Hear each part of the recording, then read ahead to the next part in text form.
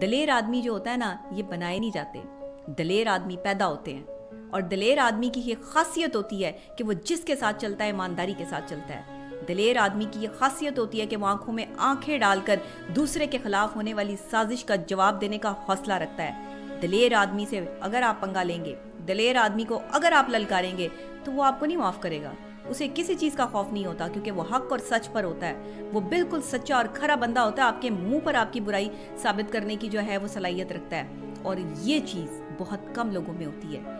ये होते हैं लीडर्स, ये होती है लीडिंग क्वालिटीज़। और अगर आपकी फैमिली में ऐसा कोई दलेर आदमी है, जो आपका शौहर है, जो आपका भाई है, जो आपका बेटा है, तो मैं समझती हूँ कि आपको उसकी कदर करनी चाहिए। लोग दलेर आदमी को बदनाम कर देते हैं, लोग दलेर आदमी को बदमाश के नाम से जो है वो पुकारना शुरू कर देते हैं। लोग दलेर आदमी को कहते हैं कि लो, ये तो लोगों में खौफ और हरास फैलाता है। और वो दलेर है, वो तुमसे डिफरेंट है, वो तुम्हारे जैसा नहीं है और ना हो सकता है, क्योंकि उसमें कैपेसिटी है तुम्हारे खिलाफ खड़े होने की, इसलिए वो दलेर।